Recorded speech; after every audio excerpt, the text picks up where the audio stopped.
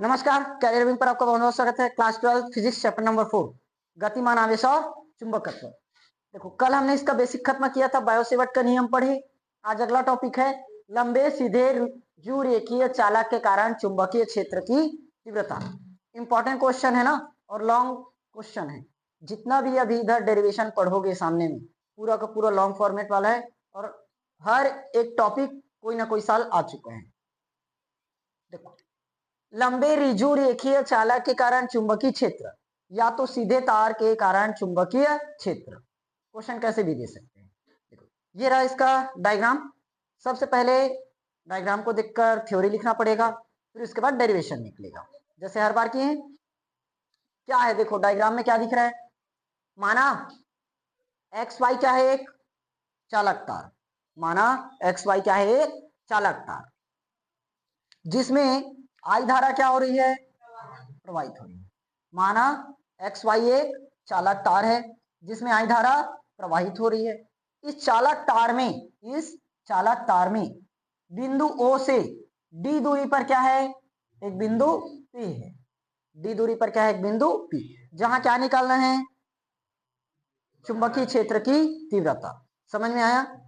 उसके बाद माना बिंदु ओ से, माना बिंदु ओ से एक्स दूरी पर, बिंदु ओ से एक्स दूरी पर एक छोटा सा अल्पांश क्या है, ए बी, जिसकी लंबाई क्या है, डी एल। समझ में आया। माना बिंदु ओ से एक्स दूरी पर एक छोटा सा अल्पांश ए बी है जिसकी लंबाई डी एल है। समझ में आया।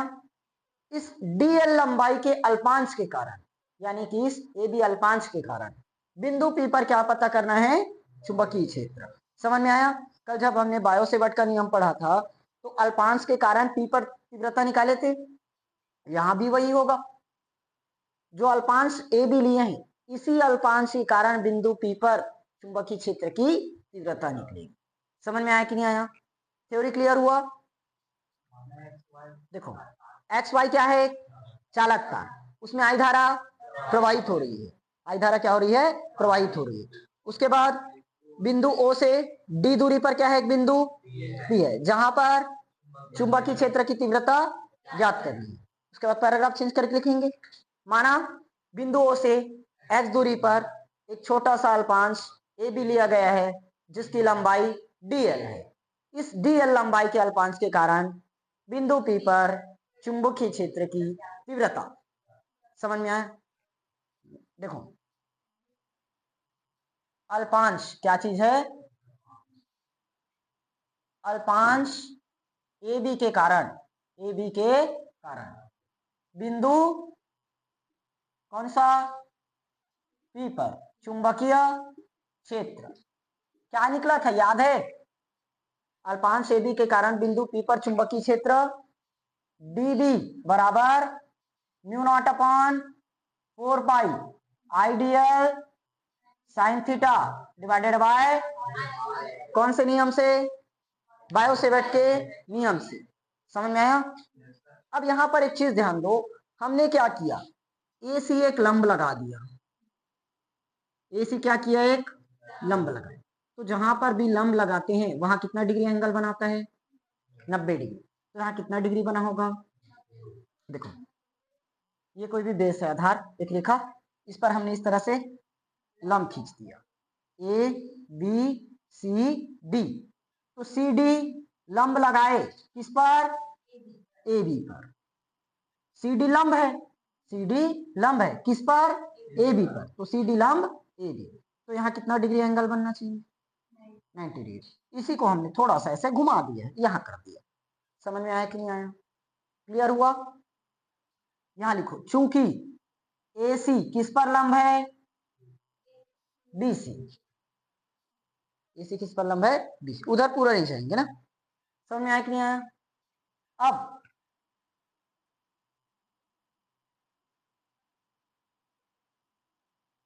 देखो, यहां पर एक त्रिभुज दिखा ए बी सी, समकोण त्रिभुज बनाएगा क्योंकि लंब लग चुका है।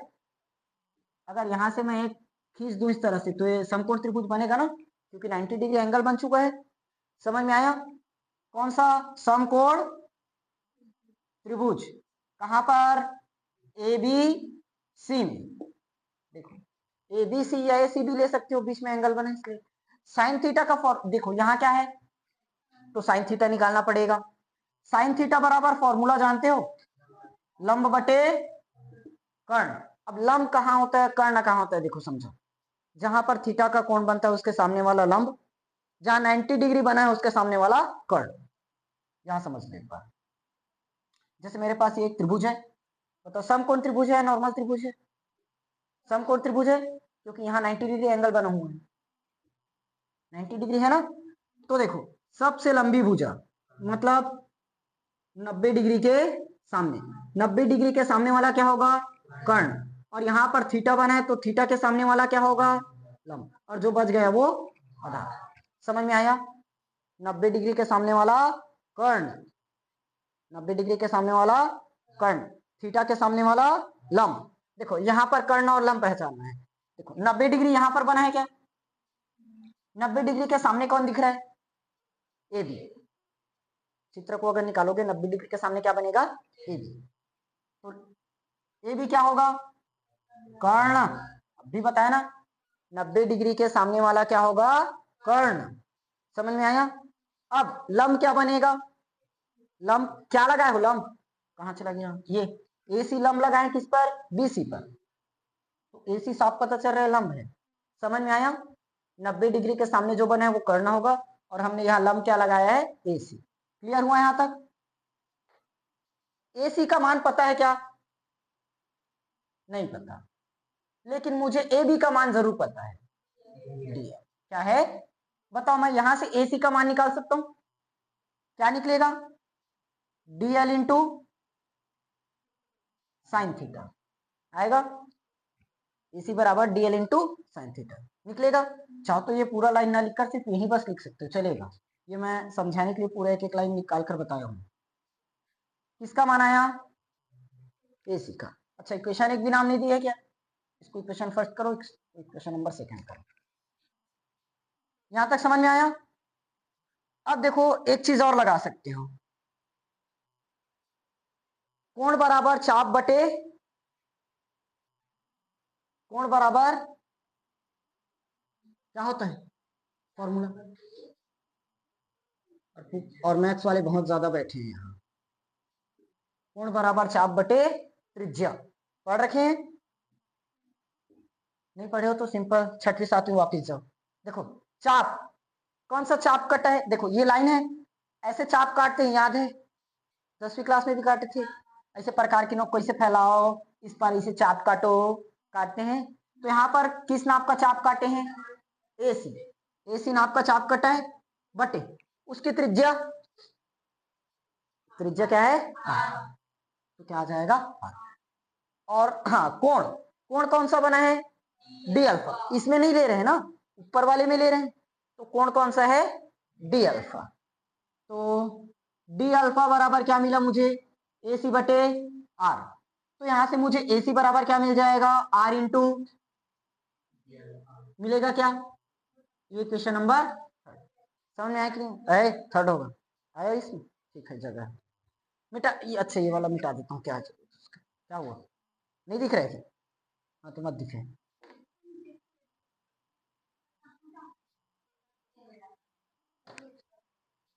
दीवार से टिक कर नहीं बैठोगे तो साफ साफ दिखेगा। हाँ अब दिखा, हाँ तो 9 नंबर का चश्मा लगाओ। समझ में आया यहाँ तक। अब ध्यान से देखो, समीकरण 2 में अपने को ए सी बराबर डीएल साइन थीटा दिखा, समीकरण 3 में ए सी बराबर आर इंटू डी अल्फा दिखा।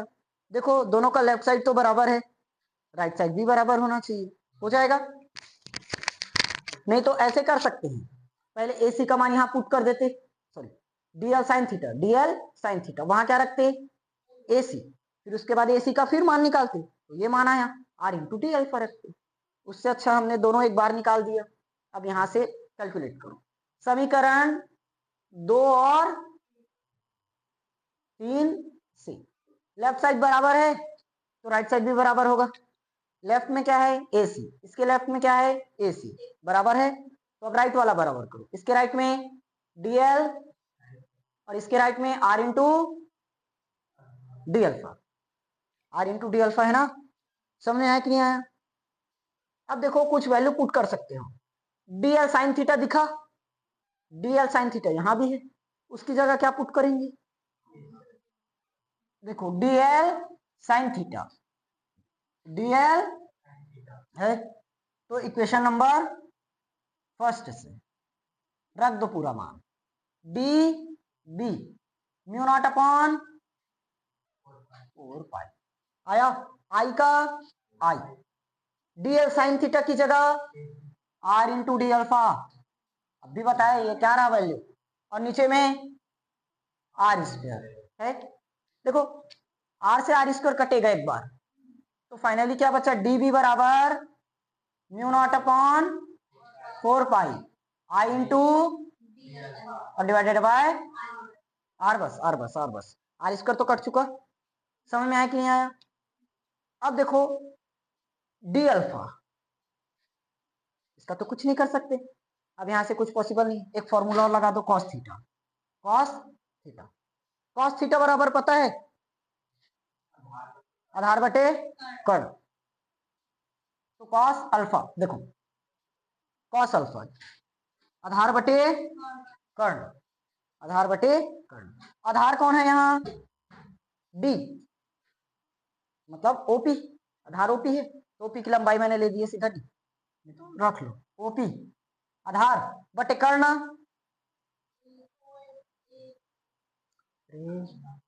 कर्ण कहाँ बनेगा, कर्ण कहाँ बनेगा, 90 डिग्री के सामने, तो यहाँ पर 90 डिग्री नहीं दिख रहा है एकदम, अरे माते ये अल्फा है ना, अल्फा कोण बना, तो कोण के सामने वाला लंब होता है, ओ ए लंब होगा, यहाँ 90 डिग्री है, 90 डिग्री के सामने वाला कर्ण एपी,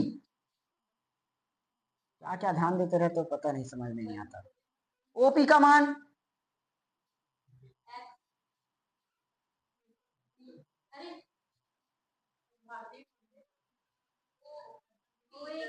एपी का मान देखो क्या है, समझ में आया कि नहीं आया? अब देखो यहां पर म्यू नॉट अपॉन 4 पाई तो कांस्टेंट है, डी अल्फा अपन अवकलन या समाकलन कर सकते हैं, बचा आई और आर, इन दोनों में कुछ कर सकते हैं, क्योंकि ये हो गया कांस्टेंट, इसका सामने जाकर अवकलन या समाकलन होगा, खैर समाकलन करेंगे, अब बचा सिर्फ आई और आर, दोनों में से किसी एक का वैल्यू निकाल सकते हैं, बताओ यहां से किसका मान निकाल रहे हैं, आर निकल सकता है क्या, आर निकल जाएगा, तो ऊपर में एक है तो मैं डायरेक्ट 1 बटे आर निकाल देता हूं, क्योंकि आर निकालोगे तो क्या होगा, r into cos alpha, r into cos alpha बराबर क्या बचा, डी, और अपने को किसका मान चाहिए, आर डी है, तो मैं ऐसे करता हूं ना, ऊपर में एक तो है क्या, 1 बटे आर निकाल लो सीधा, नहीं आया समझ, चलो आर का मान अगर मुझे चाहिए क्या होगा, आर का मान क्या निकलेगा, कॉस अल्फा को उधर, हाँ तो डी अपॉन कॉस अल्फा, समझ में आया? देखो आर की जगह मैं डी अपॉन कॉस अल्फा रखूंगा, कॉस अल्फा ऊपर में ही जाएगा, तो उससे अच्छा यहाँ पर 1 बटे आर निकाल लो, 1 बटे आर, क्योंकि ऊपर में एक है और नीचे में क्या है आर, तो 1 बटे आर बोल सकते हैं, यहां से 1 बटे आर निकल जाएगा, कॉस अल्फा अपॉन ऊपर नीचे होगा, देखो आर बटे 1 का मतलब डी बटे कॉस अल्फा, 1 बटे आर का मतलब कॉस अल्फा बटे डी हो जाएगा अपोजिट। अब बताओ यहां से 1 बटे आर की जगह क्या पुट करेंगे, कॉस अल्फा अपॉन डी हो जाएगा, चित्र में टार दे क्या, चित्र में टार देते हैं, हो गया ना,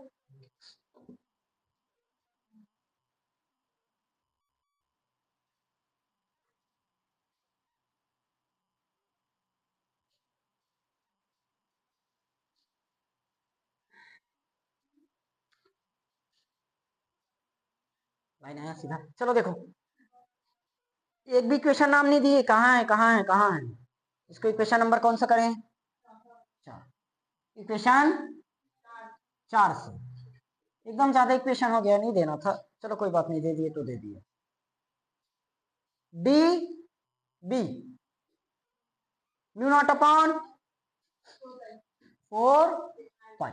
आई हमारे पास पहले से मौजूद है, आई रख दो। अब देखो 1/r, 1/r पूरे की जगह कॉस अल्फा बटे, तो कॉस अल्फा और डिवाइडेड बाय, समझ में आया कि नहीं आया? चित्र अब काम पड़ेगा, मिटाना नहीं चाहिए था। और कुछ बचा इसमें? डी अल्फा बचा है। क्या बचा है? D alpha. समझ में आया कि नहीं आया? देखो फाइनली क्या आया, डी बी बराबर mu not upon 4 pi I into cos alpha into d alpha divided by D. अब क्या करेंगे इसका,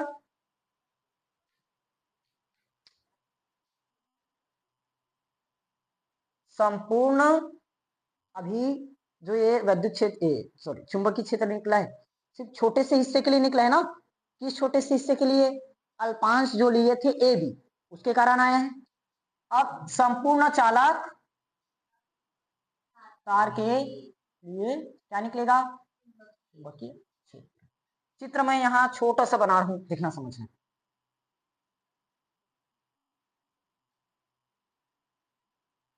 ओ डी दूरी पर क्या था? बिंदु पी। और इसमें हमने क्या किया, आर त्रिज्या लिया, इसकी लंबाई dl, इसकी लंबाई x, और यहाँ पर क्या माने हुए? लंब लगाए थे। यहाँ पर कौन सा बना था? डी अल्फा, और यहाँ पर कौन सा बना था? अल्फा। समझ में आया? क्लियर है? अब देखो हमने सिर्फ अभी छोटे से हिस्से के लिए निकाला था चुंबकीय क्षेत्र, dl लंबाई मतलब अल्पांश AB के कारण चुंबकीय क्षेत्र। अब संपूर्ण चालक तार XY के लिए चुंबकीय क्षेत्र निकलेगा, तो उसके लिए क्या करते हैं? संपूर्ण के लिए समाकलन निकालना पड़ता है ना। अवकलन मतलब अलग अलग तोड़ना, समाकलन मतलब सबको जोड़ना होगा। तो समाकलन अगर कर दिए तो पूरे हिस्से के लिए निकल जाएगा, तो क्या कर देंगे इसका समाकलन, D mu not upon 4 pi I cos alpha into और डिवाइडेड बाय, समझ में आया कि नहीं आया? अब बचा एक चीज, लिमिट लगाना। लिमिट भी लगता है, ये होगा हमारा 0, 0 से नीचे वाला पूरा का पूरा वैल्यू माइनस में आता है, 0 से ऊपर वाला पूरा वैल्यू प्लस में। यहाँ पर मैं साइन थीटा का रेंज बताया था -π/2 से +π/2, मैथमेटिक्स में पढ़े हो, -π/2 से +π/2 होता है। और बाकी मैथ्स में खैर ये कॉन्सेप्ट डिटेल में नहीं पता तो सिर्फ इतना याद रखो, 0 से नीचे माइनस में आता है और 0 से ऊपर वाला प्लस में, तो -π/2 से +π/2। समझ में आया कि नहीं आया? क्लियर हुआ? फाइनली ये चित्र का काम खत्म। अब मैं इसको मिटा देता हूँ यहाँ से, यही बस समझाने के लिए यहाँ और बनाना पड़ा। मार्कर कहाँ गया? देखो dB का समाकलन क्या होगा? dx का समाकलन क्या होता है? x। dw का समाकलन क्या कर रखे हो? तो dB का समाकलन क्या होगा? होगा। अब देखो इसमें कांस्टेंट कौन कौन है? समाकलन जिसके सापेक्ष हो रहा है वही बस अंदर में रहेगा और बाकी सब कांस्टेंट बनकर बाहर। बताओ यहाँ समाकलन किसके सापेक्ष? अल्फा के सापेक्ष हो रहा है, क्योंकि अल्फा के सामने डी लगा है तो उसी के सापेक्ष समाकलन होगा, तो बाकी सब कांस्टेंट। यहाँ अल्फा डी किसके सामने लगा है? अल्फा, डी अल्फा मतलब अल्फा के सापेक्ष क्या है? समाकलन। तो अल्फा वाला जितना भी पद होगा अंदर में होगा और बाकी सब बाहर।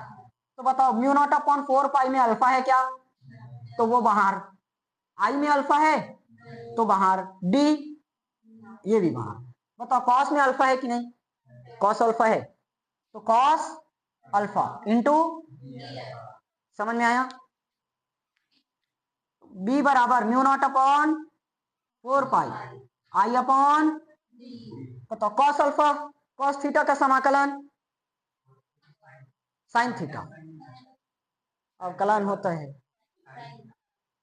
कॉस थीटा का अवकलन साइन थीटा, और -π/2 से +π/2, तो ये क्या हो जाएगा? साइन थीटा की जगह अल्फा, -π/2 से, चाहो तो यहाँ थीटा और डी थीटा भी लगा सकते थे, अल्फा और डी अल्फा की जगह, लेकिन शुरुआत में चित्र में करना पड़ता, जहाँ थीटा लियो वहां जहाँ अल्फा वहां थीटा और डी अल्फा है वहां डी थीटा चलेगा। ठीक, हमने अल्फा और डी अल्फा माना था इसलिए अल्फा और डी अल्फा लेना पड़ा। ये बहुत कैसे बोलूं, समझ में नहीं आ रहा, एकदम वाहियात ऐसा सवाल है।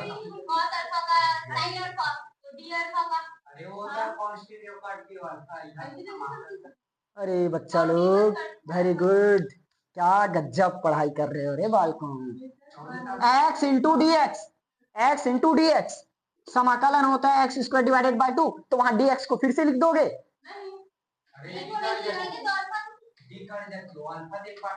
एक आए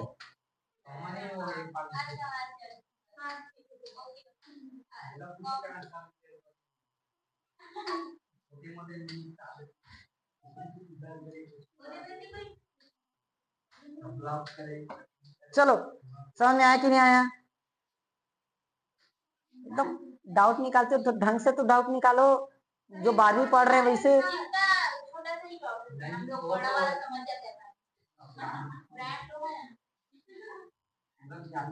अभी बताता है, मैं इस क्लिप को ना काट कर अपलोड करता हूँ तुम लोगों के लिए। सुनो, ओए बी बराबर mu not upon 4 pi I upon D. अब देखो यहाँ पर अपर लिमिट माइनस लोअर लिमिट। अब ये भी पूछोगे अपर लिमिट लोअर लिमिट क्या है, मुझे पता है। इसको बोलते हैं अपर और इसको बोलते हैं लोअर।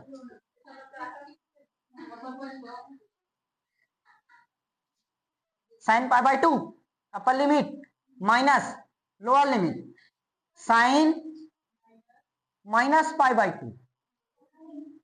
समझ में आया? यहां माइनस क्यों आया? नहीं आया होगा तो छोड़ दो।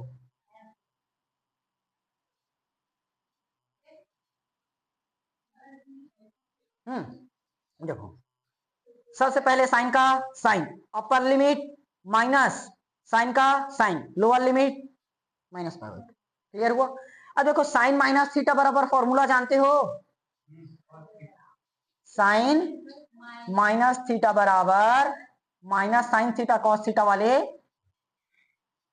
छोटे बड़े सवाल तो निपटा लेते हो, निपटा दिए खुद निपट गए। देखो आप ये ज्यादा पिटूंगा। साइन पाई बाय 2 है तो साइन पाई बाय 2 आएगा। अब माइनस है और साइन माइनस थीटा बराबर माइनस साइन थीटा, तो माइनस सामने में आ जाएगा तो ये क्या बन जाएगा प्लस। या ये भी अलग से निकाल कर बताना पड़ेगा एक लाइन। साइन पाई बाय 2 का मान होता है 0। अच्छा साइन पाई बाय 2 का मान होता है 0 है ना? अच्छा मैं यहाँ पर 2 भी बोल दूं तो भी कोई गलत नहीं होगा। 1 प्लस साइन पाई बाय 2 1, 1 और 1 क्या बन गया 2। तो finally mu not I 2 upon 4 pi into. समझ में आया कि नहीं आया? क्लियर हुआ? देखो क्या नजर नहीं आया? कमजोर है मुझे पता है। देखो ये लाइन समझ में आ गया था ना? यहां से हमने क्या किया, साइन पाई बाय 2 का sine pi by 2, sine minus theta बराबर माइनस साइन थीटा, तो माइनस बाहर आ जाएगा तो माइनस और माइनस मिलकर प्लस। अब साइन पाई बाय 2 का मान 1 और साइन पाई बाय 2 का मान 1, 1 और 1 मिलकर क्या हो गया 2। तो क्या बना 2 mu not I divided by 4 पाई। इसको मैं यहाँ लाइन नहीं मिटाऊंगा, तुम लोग को लिखना ही पड़ेगा। चलो यहां से मैं करवा देता हूं। देखो b बराबर mu not upon 4 pi I into sorry I upon D sine pi by 2। देखो माइनस है, साइन माइनस थीटा बराबर माइनस साइन थीटा होगा, साइन माइनस थीटा तो माइनस बाहर आ जाएगा तो ये क्या बन गया प्लस साइन पाई बाई 2। समझ में आया कि नहीं आया? Mu not upon 4 pi I upon sine pi by 2 1 और ये 1, तो finally mu not upon 4 pi I divided by D into 2 आएगा। देखो यहां से 2 वैल्यू निकलेगा, एक म्यू नॉट अपॉन 4 पाई का मान जानते हो कितना होता है 10⁻⁷। और क्या बचा 2i डिवाइडेड बाय d। समझ में आया? ये एक व्यंजक निकला। न्यूमेरिकल सॉल्व करोगे तब तो लगाना पड़ेगा। और देखो यहां से अगर मैं 2 से काट दूं तो क्या निकलेगा? म्यू नॉट 2i, नहीं नहीं नहीं नहीं, म्यू नॉट i अपॉन में 2 पाई इंटू डी। समझ में आया? दोनों क्लियर हुआ? यहां से अभी काटो मत पहले में। म्यू नॉट अपॉन 4 पाई का मान जानते हो 10⁻⁷, तो बच गया 2i अपॉन डी। और अगर काट दिए तो म्यू नॉट आई, ये 2 खत्म, नीचे में 2 पाई इंटू डी। समझ में आया कि नहीं आया? लास्ट में लिख लेना यही अभिष्ट व्यंजक है। ठीक, देखो वही चीज निकाले थे, 2 mu naught i upon 4 pi into D. Clear? खत्म।